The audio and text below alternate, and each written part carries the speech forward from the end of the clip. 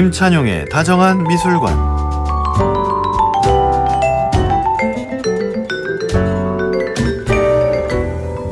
미술관에 깃든 사람과 풍경, 예술에 대한 이야기 들려드립니다. 다정한 미술관 함께 가보시죠. 오늘도 김찬용 도스트님 함께합니다. 어서 오세요. 안녕하세요. 반갑습니다. 지난주에 김찬용님의 신간 한 번쯤은 서양미술사 이 표지를 장식한 그림이 전시되어 있는 곳들 가봤습니다. 독일의 박물관들이었죠. 오늘은 어디로 갈까요? 오늘은 다가오는 이 가을날 가보면 딱 좋을 만한 도시로 오스트리아의 비엔나에 한번 가보시면 좋을 것 같습니다. 아, 비엔나. 비엔나는 왠지 그냥 그 이름 자체가 도시 전체가 뭔가 예술로 가득 차 있을 것 같은 그런 느낌이 좀 있어요. 음악도 그렇고 미술도 그렇고. 맞습니다. 복합적으로 사실 뭐 음악, 미술, 건축 모든 분야에서 다 좀 화려하고 잘 가꿔져 있는 도시라는 생각이 들고요. 네. 단순히 뭐 휴양뿐만 아니라 그냥 머무르시면서 살기에도 참 좋은 도시 같다라는 생각이 저는 들었어가지고 한 번쯤 가신다면은 천천히 둘러보시기에 너무 좋을 도시? 개인적으로는 잘 가꿔진 좀 깨끗한 작은 파리 이런 느낌이었어서 비엔나 한번 기억해놔 주셔도 괜찮을 것 같습니다. 표현하시는 거 보니까 완전 좋아하시는군요. 개인적으로는 그래도 제가 가본 그 서유럽권 도시들 중에서는 만약에 이게 관광이 아니라 살아야 된다면 비엔나에 살고 싶다라는 생각이 들더라고요. 그 정도인가요? 네, 그렇더라고요. 네. 저 비엔나가 사실 정말 여러 가지로 유럽의 중심이었습니다. 뭐 제국 시절에 제국 정치 수도로서도 그랬고, 개인적으로도 유럽 도시 중에서 제가 가본 몇 군데 안 되는 도시이기도 하고, 저는 그 도시 가운데 있는 그 성당인가요? 교회인가요? 네, 성당이 있습니다. 네네, 네, 그 앞에 네네. 그 빵에 소세지 껴서 파는 트럭이 있었거든요. 네네네. 그게 정말 맛있었어요. 제 음식도 맛있는 거 많죠. 네, 그래서 이 단순한 음식이 이렇게 맛있을 수 있나라고 생각이 든 기억이 있습니다. 네, 실제로 가서 요즘에는 전 놀랐던 게 그 K컬처의 위대함을 느낀 게 말씀하신 뭐 스트리트 푸드도 맛있지만 K푸드 음식점이 갈 때마다 조금씩 계속 늘어나고 퀄리티도 높아지는 것 같아서. 그래요? 네, 진짜 한국 소프트 파워가 진짜 점점 전 세계로 떨쳐나가는구나라는 생각이 들긴 하더라고요. 제가 갔을 때는 한식 하나였어요. 아, 정말요? 그거 하시는 분도 알았어요. 그분이 다 하고 있었어요. 혼자. 혼자서 거의 다 하시는 그런 느낌이었는데. 한식, 일식 섞여 있는 것 같은 그런 퓨전으로. 아시아 음식이라고 할 수 있죠. 네. 이제는 많아지고 있군요. 네. 좋습니다. 음악으로 치면 또 어마어마한 곳입니다. 슈베르트, 브람스, 요한 스트라우스, 베토벤, 모차르트까지 정말 이름만 대도 대단한 그런 음악가들이 태어나고 거쳐간 곳이죠. 미술사적으로는 어떤가요? 사실 말씀하신 것처럼 오스트리아 자체가 음악으로 보통은 더 익숙하게 느끼실 수도 있는데 미술에 조금 호기심이 있으시다면 구스타브 클림트 혹은 뭐 에곤 실레에서 이 19세기 말에서 20세기를 상징하는 거장들이 다 오스트리아 출신, 특히나 이 비엔나에서 활동을 했고요. 특히나 이곳에서 빈 분리파라고 해가지고 기존의 예술을 깨고 새로운 시대의 예술을 선보이겠다라고 도전했었던 이 클림트가 초대 회장이었었던 이 화파도 이 오스트리아 비엔날 중심으로 활동을 했었다 보니까 가시면 그 모든 흔적들을 다 만나실 수 있을 것 같고요. 제가 뭐 작은 파리 같다라고 말씀드렸지만 뭐 미술도시 유명한 곳이 몇몇 있기는 하잖아요. 뭐 뉴욕이든 파리든 아니면 뭐 로마든 피렌체든 이런 공간에 비해서는 규모 자체는 조금 작다고 생각하실 수 있어도 좀 밀집되어 있는 느낌이라고 할까요? 응축돼서 정말 잘 관리되고 있는 도시 같다라는 생각이 들어서 가시면 오페라 하우스 외에도 그 주변에 미술관이 너무너무 많네 하고 아마 경험해 보실 수 있을 것 같습니다. 다니기도 편했던 것 같아요. 그 트램이었나요? 지하철이었나요? 그 전차 같이 생긴 거. 맞습니다.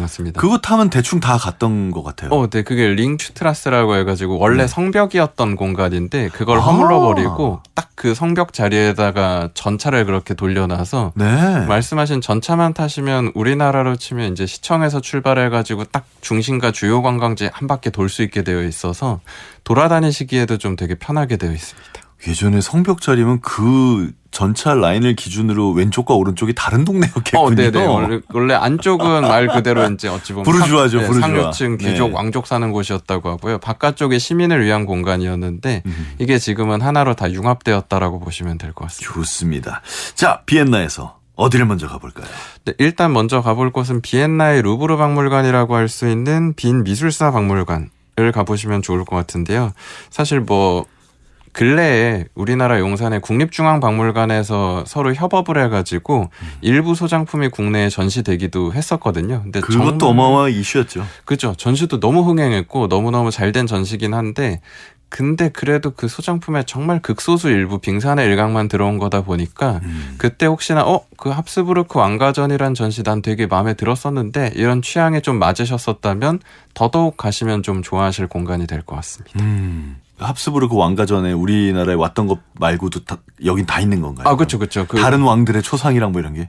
네. 우리나라에 왔었던 건 이쪽 소장품으로 따지면 진짜 1%도 안 온, 1%도 아니죠. 0.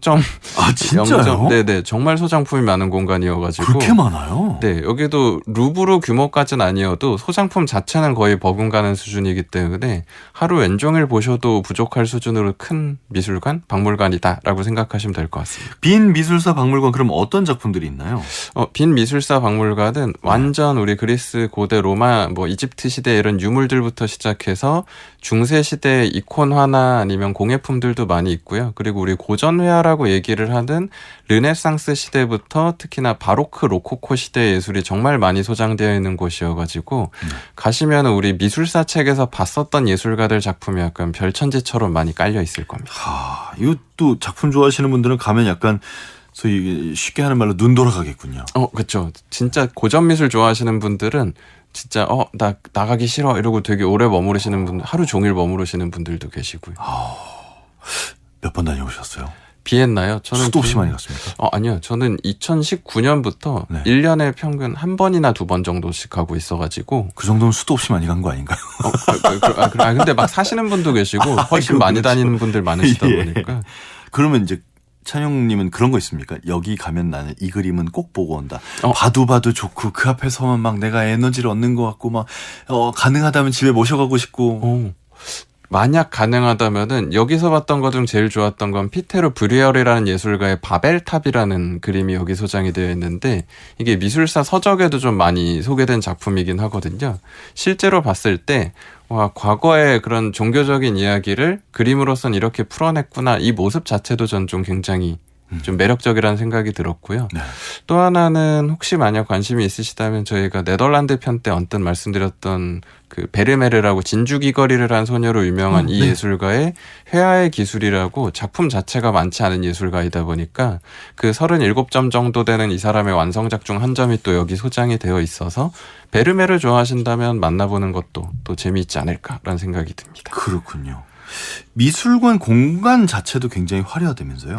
네, 여기가 아까 뭐 잠깐 말씀해 주셨지만 그 전차 만들어지는 링슈트라세 프로젝트 할 때 그 프란츠 요제프 1세라고 당시 황제가 말씀하신 좀 그 시민과 귀족들 간의 경계도 이제 좀 더 융합시키고 새로운 시민혁명의 시대에 맞닥뜨리면서 도시발전 계획을 진행하게 되는데요. 이때 이제 막 내부 리모델링도 하고 신축 건축물들도 늘어나고 하다 보니까 벽화들이 되게 많아졌고 이 내부 공간도 이제 그 세기 말에 맞춰서 새롭게 벽화를 디자인한다고 의뢰가 되게 많았었거든요. 그때 의뢰받은 사람 중 한 명이 이제 오스트리아의 영혼과 같은 예술가인 구스타브 클림트여가지고 내부 들어가시면 클림트가 좀 젊은 날에 그려놨었던 벽화도 같이 보실 수 있어가지고 건물 자체가 하나의 좀 작품처럼 보인다라고 아마 느끼실 수 있을 것 같습니다. 그렇군요.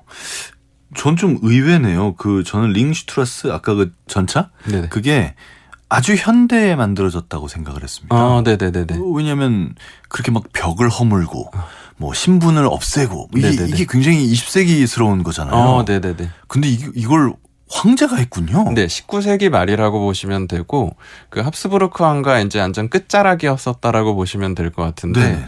재밌는 게 약간 어떤 황제든 평이야 갈릴 수 있겠지만 이 프란츠 요제프 1세가 이 업적이 너무 커가지고 비엔나는 돌아다니시다 보면 이 요제프 1세 초상화가 온갖 곳에 다 붙어 있을 겁니다. 이 도시를 이렇게 만들어낸 어찌 보면 주축?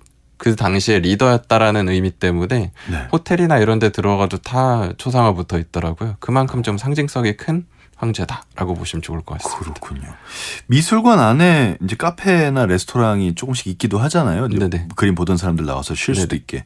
근데 여기 카페가 그렇게 예쁘다면서요? 네, 여기도 2층 이제 올라가시면 중앙 홀에 굉장히 높은 층고 속에서 이제 뭐 옆에 아트샵도 붙어 있고 사실 브런치 즐기실 수 있게 되어 있는 카페가 있어가지고 아무래도 건물 자체가 워낙 고풍스럽다 보니까 그 클림트나 이런 예술가들의 작품과 공예품이나 그런 벽화들 향유하면서 차 한 잔이나 식사를 하실 수 있는 공간이다 보니까 즐겨보셔도 좋을 만한 공간이고요. 전 특히 마음에 들었던 게 보통은 그런 카페테리아나 레스토랑이 뭐 오르세 미술관 이런 공간만 해도 미술관 끝자락 한 켠에 그냥 따로 빼놓거나 이런 경우도 좀 많이 있거든요. 네네. 근데 오히려 정중앙에 딱 위치해 있어가지고 뭔가 약간 주목받으면서 귀족처럼 식사를 즐기고 차 한잔 하는 이런 느낌 즐겨보시기에도 괜찮다라고 추천드리고 싶습니다. 그렇군요. 그 여기도 그 층고가 높으면 사실 그 층고가 높다는 데서 주는 어떤 굉장히 고급스럽고 좀 우아한 느낌이 있잖아요. 네네. 그런 게 좀 살아있겠군요. 맞습니다. 이렇게 오래된 건물이긴 하지만 아무래도 층과 층 사이의 높이가 그래서 더 높다 보니까 요즘에 현대 건축물들에 비해서는 층고 자체가 높다 보니까 뭐 울림도 좋고요. 근데 그 층고만 높고 담백하게 그냥 공룡 구조로 해놓는 클래식 건축물들도 많이 있지만 여긴 그 사이사이가 공예품이나 벽화들로 또 다 차 있다 보니까 그래서 더 약간 번쩍번쩍 화려한 그 진짜 세기말 오스트리아의 부와 네. 사치의 향연을 좀 즐기는 그런 느낌이 있습니다. 정말 화려하겠군요. 맞습니다. 네.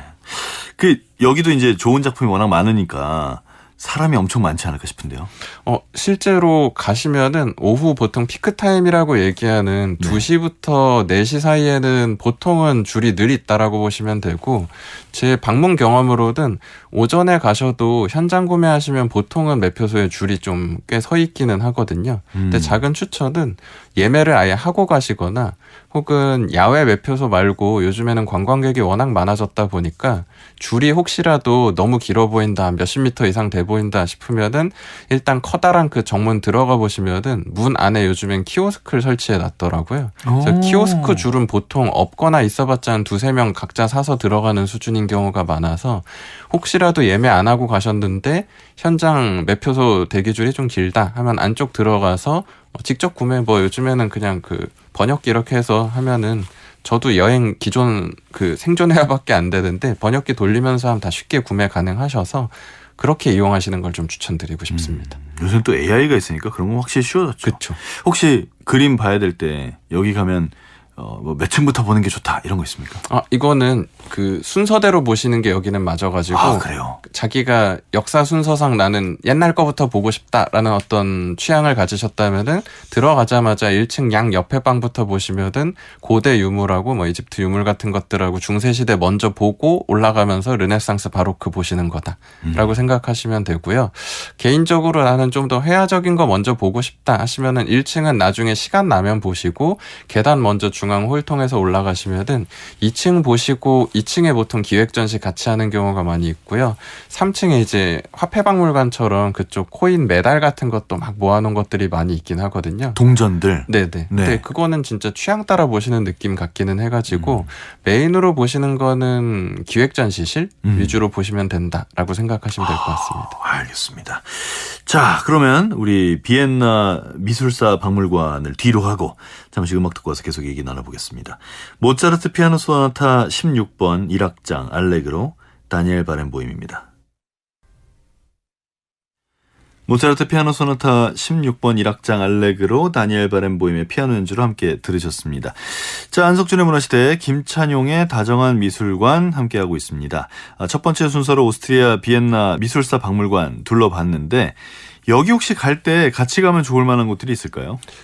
작은 추천사항은 그 제가 좀 특이한 건 저는 서양 갔다고 서양 음식을 먹는 스타일은 아니어가지고 네. 진짜요? 근데 전 서양 가서 아시안 푸드를 주로 찾아 먹는 스타일. 눈 찌자마자 김치 찾는 그런 성격이어서 오호. 혹시 그냥 가셨다가 저처럼 그냥 근처에서 가볍게 익숙한 음식 먹고 좀 더 오래 봐야겠다. 그 카페테리아나 레스토랑 안 즐기시고 주변에서 즐기실 거라면 빈 미술사 박물관 나와서 왼쪽으로 길만 건너시면은 뮤지엄 스크바르티어라고 해가지고 미술관 모여있는 광장이 있거든요. 네. 그 광장 안에 제 경험으로는 올 봄에는 사실 공사한다고 잠깐 닫아 있었는데 작년 가을엔 열려 있어서 올해 다시 열었을 수도 있을 것 같거든요. 네네. 그 광장 안에 야외 그냥 카페테리아가 있는데 놀랐던 게 작년 봄부터 거기에 비빔밥 메뉴가 생겨 있거든요. 정말요? 근데 너무 맛있더라고요. 진짜 생각보다 너무 약간 건강한 덜 매운 비빔밥 맛이긴 했었는데 가볍게 거길 가시거나 거기서 왼쪽으로 조금만 내려가시면 명동 같은 거리 나와가지고 이걸 어떻게 다 기억해? 정말 대단한 분이에요. 먹는 걸 좋아해가지고 거기 예. 또 하오한이라고 괜찮은 약간 퓨전 아시안 레스토랑이 있어서 비엔나 하오한 치면 또 나오기는 해서 혹시 제 입맛과 비슷하다면 네, 주변에서 간단하게 끼니를 때워 보시는 것도 나쁘지 않을 것 같습니다. 네. 그렇군요. 자연사 박물관은 어떤가요? 뭐 그 앞에 있다니까.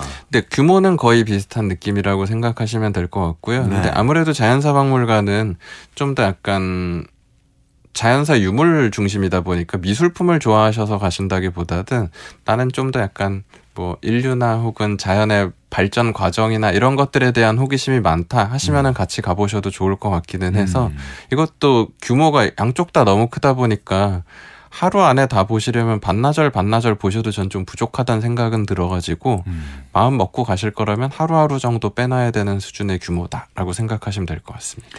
굉장히 궁금한 게 하나 있었는데 말씀을 안 해주셔가지고 네. 클림트 작품은 뭐가 있나요? 아, 미술사 박물관이요? 네. 근데 미술사 박물관은 시기 자체가 클림트까지 안 건들고요. 더 그 옛날이니까. 직전까지 네, 건들고 있어가지고 바로크 로코코 정도까지 건들고 있기 때문에 여기서 주로 많이 볼 수 있는 건 벨라스케스, 뭐 렘브란트 이런 예술가들 걸 주로 볼 수 있다고 생각하시면 되고 네. 클림트는 이제부터 좀 소개해드릴 공간에 차고 넘친다라고 생각하시면 될 것 같습니다. 이게 이제 저희가 흔히 이름만 가지고 생각할 때 비엔나에서 제일 큰 미술관인데 여기에는 클림트 작품이 많이 없다. 근데 이게 그러니까 벽 장식, 벽화 이런 건 많은데. 네네네. 네. 그러니까 벽화 일부가 클림트께 있는 거고요. 여기는 말씀드린 파리로 따지면 루브르이다 보니까 루브르 박물관에도 막상 반고흐나 모네 그림을 볼 수는 없거든요. 오르세에 가셔야 볼 수 있는 것처럼. 똑같네요. 네, 여기도 시기별로 조금 나눠져 있는 거라서 그 시기에 맞춰서 취향껏 찾아가시면 될 것 같습니다. 자, 그러면 가봅시다. 네. 클림트 어디 있습니까? 그 클림트를 만나기 위해 진짜 길만 딱 건너시면 되거든요. 아, 그래요? 이게 다 모여 있네요. 근데 그 링 슈트라스 딱 건너는 겁니다. 그래서 네. 빈 미술사 박물관은 원래 그 성벽 안쪽이었다고 보시면 되고 네. 지금 소개해드릴 레오폴트 미술관 같은 경우에는 성벽 바깥쪽에 원래 있어야 되는 공간인데 여긴 신축해가지고 만들어진 미술관인데 여기가 전 세계에서 일단 에곤 슐레란 예술가 작품은 제일 많이 가진 곳 1등으로 유명하고요. 클림트 작품 같은 경우에도 손에 꼽는 수준으로 소장이 많이 되어 있는 곳으로 유명한 게 레오폴트 미술관이어서 이곳도 말씀하신 클림트 좋아하시거나 오스트리아 황금기 좋아하시면 이 빈블리파 좋아하시면은 무조건 가셔야 하는 공간이라고 생각하시면 될 것 같습니다. 이곳이 살인미술관이었습니까?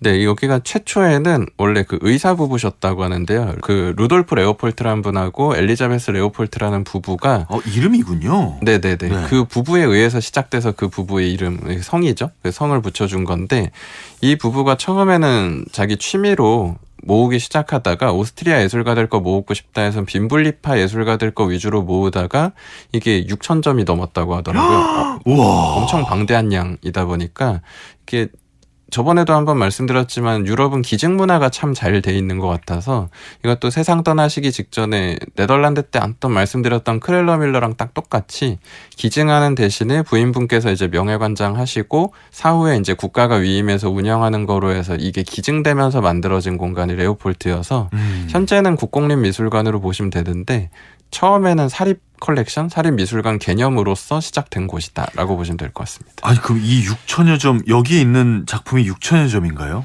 그게 전부 한 사람이 모은 거예요? 네, 근데 지금은 훨씬 많아졌죠. 지금은 계속 추가적으로 더 이제 미술관 측에서 재단에서 구입을 하고 더 관리를 하다 보니까 계속 늘어나고 있는 거고 처음이 그랬다라고 보시면 될 것 같습니다. 개인이 6천 점을 사는 게 가능합니까? 6천 점을 집에 어디다 쌓아놔요? 보통 그 정도 가지고 계신 수집가분들은 수장고 따로 보통 가지고 있으셔가지고 수장고에다 보통은 보관한다고 보시면 맞을 것 같고요. 개인 컬렉터 중에 그 수장고 가지고 안 되는 경우에는 가끔 뭐 협의해가지고 미술관 수장고에다가 이제 위임해서 위탁? 네, 보관시켜 놓는 경우도 있다고 보시면 될 것 같고요. 대단합니다. 대단합니다. 6천 점이나 평생을 모으셨다니 그것도 대단하고 그걸 기증하셨다니 그것도 대단하네요. 이분들이 1925년, 1926년생인데 그 엘리자베트 레오폴드께서는 작년에 돌아가셨네요. 네, 그러니까 장수하셨다라고 보시면 될 것 그러네요. 같은데. 엄청 장수하셨네. 네, 실질적인 작품의 안목을 많이 투영해 준 건 부인의 공이 또 컸다라고 많이 소개되기도 하더라고요. 98세. 어우, 진짜 장수하셨습니다. 레오폴드 미술관의 대표작은 어떤 건가요? 레오폴드 미술관은 사실 국내에 이거 한번 근래 협의가 또 잘 돼서 잠깐 들어와서 전시된 작품이기도 한데요.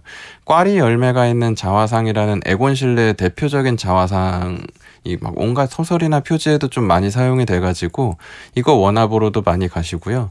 클림트 작품 중에서는 죽음과 삶이라고 이 당시에 로마상이라고 최고상까지 또 수상하기도 했었던 클림트의 대표적인 마스터피스로 손에 꼽히는 작품도 하나 여기 있어가지고 사실 그 외에도 에곤 실레 작품은 전 세계에서 제일 많다고 말씀드린 만큼 자화상 플러스 풍경이나 온갖 것들이 다 있어가지고 보시기에는 사실 역시나 무궁무진하게 즐기실 수 있을 것 같습니다.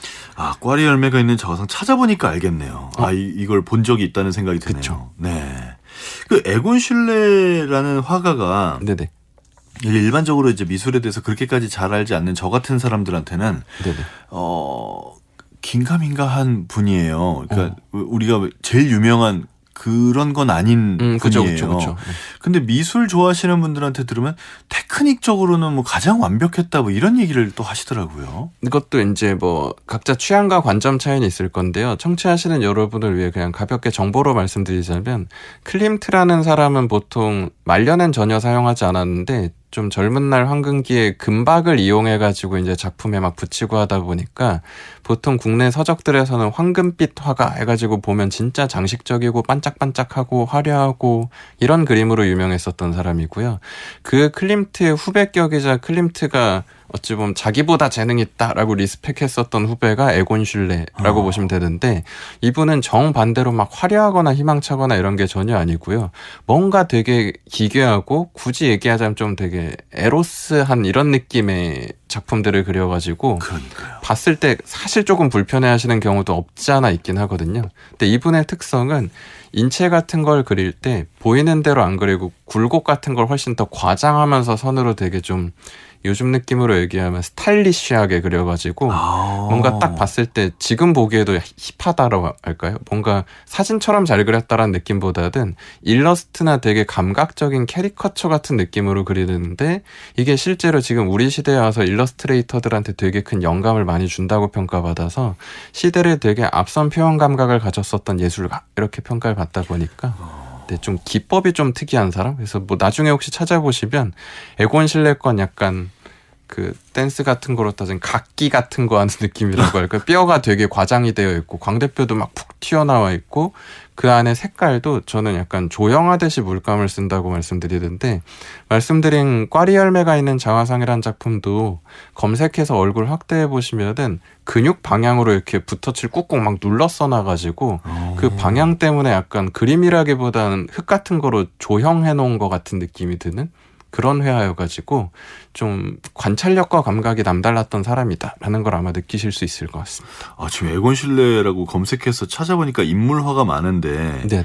얼굴이 우리가 일반적으로 생각하는 그런 얼굴 라인인 게 별로 없네요. 네, 뭔가 다 좀 약간 과장되어 있고 눈도 좀 약간 풀려 있는 느낌이 많고 이러다 보니까 뭐 포장된 단어로 얘기하면 매혹적이고 좀 뇌세적인 그런 느낌이 좀 강조되어 있는 게 에곤 실레 작품이라고 보시면 될 것 같습니다. 그렇군요. 번쩍번쩍한 걸 잘 그리신 우리 클림트에 대해서도 소개를 좀 해주시죠. 우리 키스밖에 모르는데 사실. 그쵸. 키스가 제일 유명하긴 한데요. 근데 네. 그 죽음과 삶이라는 작품도 클림트 대표작으로 유명하고요. 그것도 혹시 지금 청취만 하실 수 있으니까 이미지를 살짝 묘사해드리면 왼쪽 편에는 뭔가 사신처럼 보이는 해골 같은 덩어리가 이렇게 둥둥 떠 있고요. 반대편에는 여러 군상, 인간들이 뒤섞인 하나의 거대한 덩어리가 있는데 그 안에는 남녀노소 다 뒤섞여서 약간 잠자듯이 평온한 모습으로 뒤섞여 있거든요.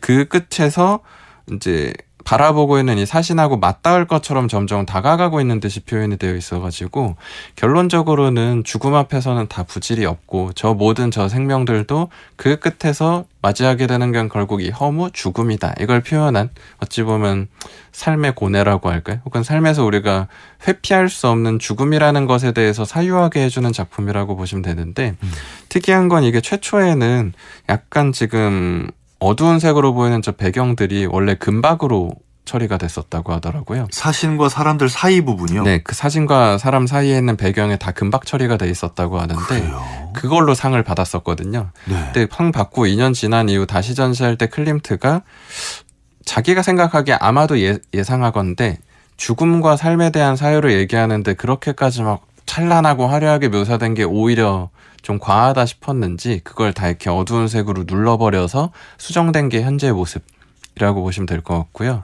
아마 뉴스에서 보셨을 수도 있는 게 이게 몇 해 전에 오스트리아의 환경단체에서 이 작품에다가 기습적으로 그 기름 같은 거, 석유 같은 거 뿌려버리는 네. 그 작품 테러 벌어졌던 게 이 작품이기도 했어가지고 얘기 들었어요. 예, 그 이후 여기 들어갈 때 가방 검사가 되게 좀 예민해지긴 했습니다. 해야죠. 네네. 네, 뭐 내가 당하는 건 별로 기분 좋지 않지만 어쨌거나 그렇게 해서 우리가 작품을 보호할 수 있다면 하긴 해야죠. 네네. 그 그림 무사합니까 그래서? 정말 다행인 건 이 작품이 보호 유리가 껴져 있었던 작품이긴 해가지고 와, 진짜 다행이네. 네, 작품의 손상은 없었다고 하는데요. 다만 그 유리하고 주변 틀은 다 뜯어서 교체해야 되는 상황이 돼서 그 교체하는 동안 방문하신 분들은 어쩔 수 없이 작품 볼 수 없는 상황이었다 보니까 이게 뭐 환경을 위한 행동이라고 얘기는 하는데 저는 개인적으로는 좀 공감하기 힘든 사건이긴 했었습니다. 이 환경을 위한 운동은 환경을 위해서 뭘 해야지 그걸 왜 다른 멀쩡한 작품을 훼손시키면서 합니까? 네, 뭐 그들의 입장은 그렇게라도 해야 이제 관심 갖고 봐준다라는 얘기 같은데 제 입장에서는 뭐 누군가가 사랑하고 또 인류의 문화유산에 그런 테러를 가하면서 하는 주장은 설득력을 잃을 수 있다고 저는 오히려 생각을 해서 좀 서로 간의 장르나 좀 서로가 아끼는 것에 대한 존중과 배려는 필요하지 않을까라는 생각은 드는 것 같습니다. 네. 뭐 그림이 일단 무사하다니까 그건 정말 다행입니다. 그럼 지금은 다시 전시가 됐나요? 네, 전시되고 있고요. 여기는 오히려 제일 위층부터 내려오면서 보시는 구조여가지고 여기가 비엔나 1900이라는 상설 전시가 늘 있어서 이 오스트리아 입장에서는 1900년대 비엔나가 제일 좀 자기네 국가전성기 같은 느낌이어가지고 그 시기에 뭐 건축가, 공예예술가 혹은 화가들 작품 쭉 다 소개가 되어 있어서 클림트하고 에곤 실레 외에도 오스카 코코슈카나 혹은 뭐 오토 바그너나 이런 유명한 이 시대의 거장들 작품들 같이 보실 수 있어서 한 층씩 빙글빙글 내려오면서 보시는 구조라고 생각하시면 되고요.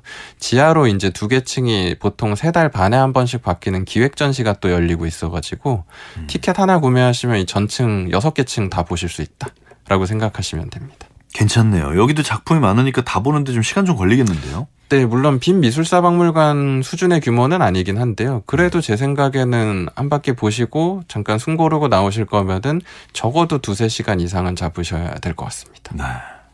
앞에 이제 비엔나 미술사 박물관에 아주 멋진 카페가 있다는 얘기 해주셨지 않습니까? 네네. 레오폴드 미술관은 어떤가요? 레오폴드 미술관에서 꼭 추천드리고 싶은 건 거기가 내부 2층에 카페가 있기는 한데 네네. 거기보다 오히려 나오셔가지고 그 건물 끼고 뒷면으로 돌아가시면은 투명 엘리베이터가 있거든요. 네. 그래서 보통은 거기 이제 뭔가 표 끊고 들어가는 거 비슷하게 생겨가지고 옛날 저희 지하철 가면 이렇게 돌아가는 거 있잖아요. 놀이공원 같은 데서 이렇게 밀고 들어가는 것처럼 되어 있어가지고 따로 표 끊어야 되나 하는데 그냥 밀면 들어갈 수 있게 되어 있거든요. 네네. 거길 들어가면은 그 건물 옥상으로 가실 수 있는데 옥상에 이제 전망대 카페가 있고요. 물론 건물 자체가 그렇게 높은 건 아니다 보니까 막 화려한 전망까지는 아니더라도 그 주변 도시 풍경 보시면서 커피 한 잔, 비엔나 커피 또 워낙 유명하다 보니까 한 잔 즐기실 수 있어서 그냥 날씨 좋은 때 가셨다면 전 야외에 있는 그 전망대 카페 이용해 보시길 추천드리고 싶습니다. 근데 클림트 얘기를 하시는데 죽음과 삶만 얘기하시고 키스는 얘기를 안 하시네요. 말씀하신 키스가 여기서 이제 조금 이동하시면은 아마 많이 들어보셨을 벨베데레 궁전이라는 곳에 가시면 이곳에 키스가 소장이 되어 있어가지고 네. 사실 말씀드린 레오폴트하고 빈 미술사 박물관은 진짜 도보로 아무리 천천히 걸어가도 5분 거리고 후다닥 걸어가면 1분 거리거든요. 근데 이 벨베데레 궁전은 여기서 이제 대중교통으로 그래도 한 20분에서 25분? 까지는 이제 도보 포함한 한 30분까지도 생각하고 이동은 하셔야 돼서 조금은 떨어져 있다라고 보시면 될 것 같습니다. 그렇군요. 비엔나라는 도시가 이렇게 규모가 큰 도시가 아닌데 맞습니다. 20-30분이면 굉장히 머네요, 사실. 네. 주요 미술관은 사실은 빈미술사 박물관 주변에 다 있다고 보시면 되고 이 벨베데레만 네, 벨베데레하고 보통 관광 많이 가시는 게 샘부름 궁전 정도가 조금 떨어져 있다고 생각하시면 될 것 같습니다. 여기는 궁전의 전체가 미술관인가요? 아니면 일부가 그런가요? 전체가 다 미술관이라고 보시면 돼서 최초에는 사실 여기가 오이겐 본 사보이공 해가지고 공작분이신데 뭐 약간 우리나라 느낌으로 얘기하면 이순신 장군님 같은 분 느낌으로 소개되더라고요. 이제 전쟁 영웅으로 많이 묘사가 돼가지고 이 사람이 당시에 워낙 또 어찌 보면 공작이지만 권력도 막강해졌다 보니까 네. 왕가 측에서 이 사람을 위한 별장으로 제공해줬었던 게 왕가가 구매해서 제공해줬었던 게 벨베데레 궁전이라고 보시면 될 것 같고요.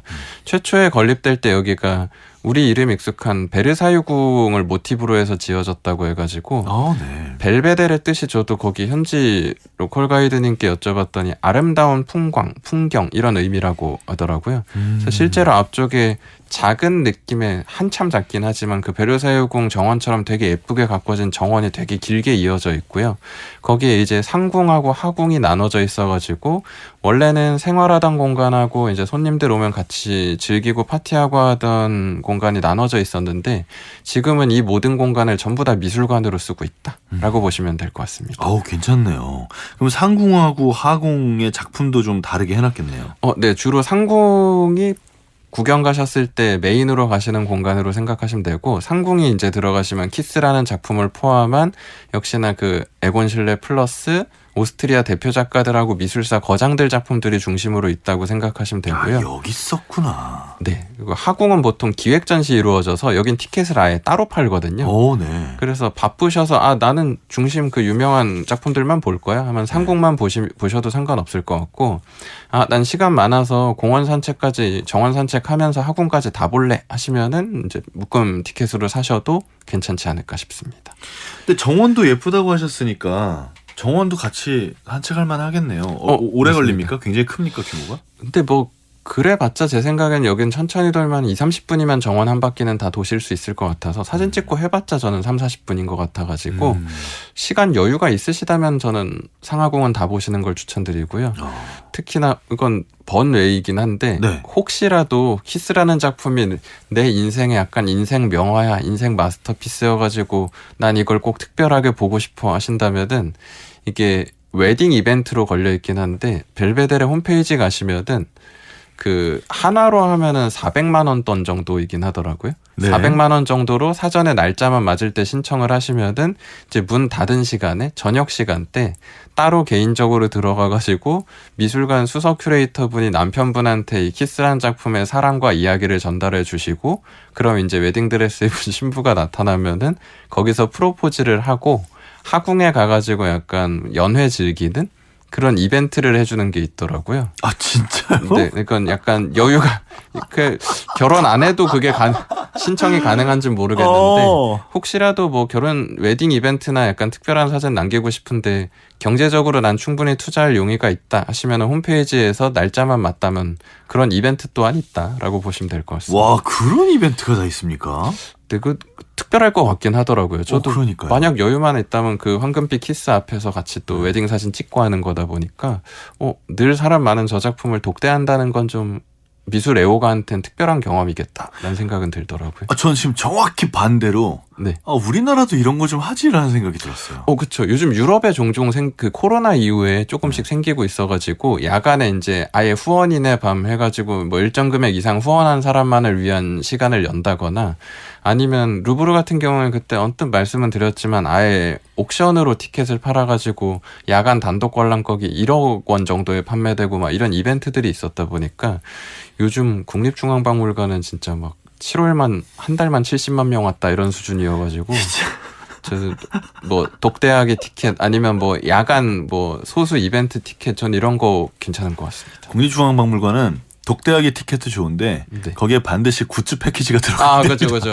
굿즈를 워낙 잘 만드니까. 굿즈 선 예매권 뭐 이런 거. 아니 무슨 국립중앙박물관 굿즈가 진짜 우리나라 문화재 같아요. 너무 잘 만들어가지고 깜짝 놀랐습니다. 자, 다시 이제 비엔나 얘기로 돌아가서 그래서 이제 우리가 독대까지는 아니더라도 그래도 키스를 볼 수 있다 이거죠. 네, 실제로 가시면은 금박으로 되어 있다 보니까 제 느낌에는 오히려 현장 가서 보시면 좀 당황하실 수도 있습니다. 왜요? 이게 너무 반짝반짝 빛 반사가 심해가지고 막상 가까이 가서 보면 작품이 잘 안 보이더라고요. 양옆으로만 이렇게 왔다 갔다 하면서 봐도 빛 반사 때문에 오히려 우리가 화면이나 도판으로 볼 때보다 색이 좀 정확하게 안 보이긴 해가지고 와 이거는 사실 감상하러 온다란 느낌보다는 이거 직접 보고 기념 남긴다란 느낌으로 가는 공간 같다라는 생각이 좀 들었고요. 내가 이거 봤다 이 정도인가요? 네, 저는 오히려 추천드리고 싶은 게 그 키스 있는 데서 한층 더 3층으로 올라가시면은 에곤 실레라고 아까 말씀드린 그 예술가가 유화로 그린 마지막 유작이 또 여기 소장되어 있는데 네. 이게 가족이란 작품이고요.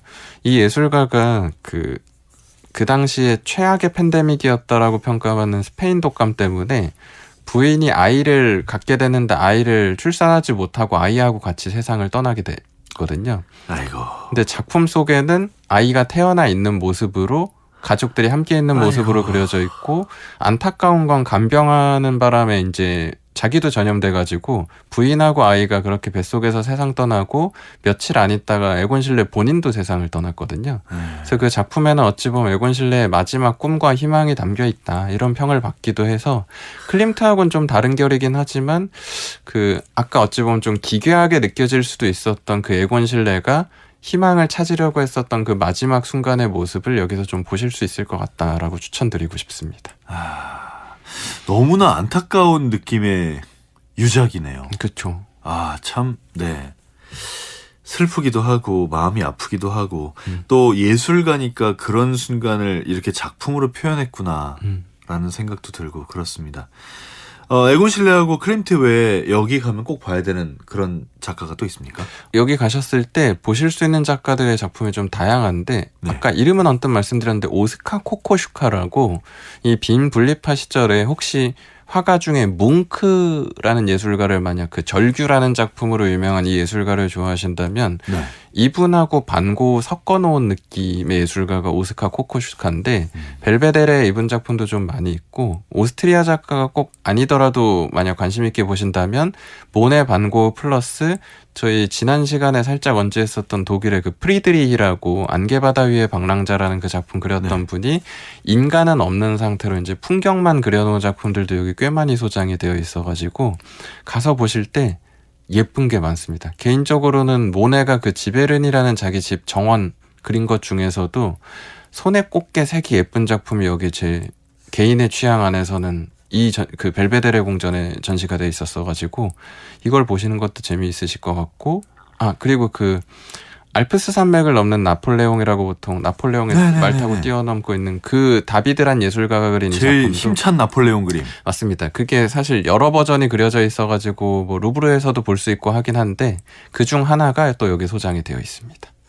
좋은 거 많네요. 네네 가면 보실 건 정말 많은 공간이에요. 여기도 좀 다 제대로 보려면 좀 오래 걸리겠는데요. 네, 여기는 오히려 말씀드린 상하궁 다 보시고 혹시라도 만약에 나는 완전 현대미술, 동시대 미술도 좋아하는데 하신다면은 거기서 벗어나서 한 10분 정도만 위로 더 이제 하궁 반대편으로 이동하시면은 벨베데레 20일이라고 해가지고 아예 이건 신축 현대미술관을 지어버려가지고 거긴 완전 21세기 이후에 이 시대의 예술가들만 또 보여주는 벨베데레 같은 재단이 운영하는 전시장이 있거든요. 이것까지 다 보시려면은 사실 저는 빈 미술사 박물관 이상으로 시간을 많이 투자해야 되는 공간이기도 해서 이건 철저하게 진짜 선택입니다. 말씀드린 관광만 가실 거면 상공만 보시는 걸 추천드리고 난 진짜 애호가에서 모든 거 다 볼래 하시면은 하루 이틀 다 빼셔가지고 이거 다 가보시는 걸 추천드립니다. 좋습니다. 벨베데레 미술관 생각했던 것보다 훨씬 더 매력적이었네요. 자, 오늘 오스트리아 비엔나 미술사 박물관, 레오폴드 미술관, 벨베데레 궁전 이 세 곳을 함께 둘러봤습니다. 오늘도 말씀 고맙습니다. 감사합니다.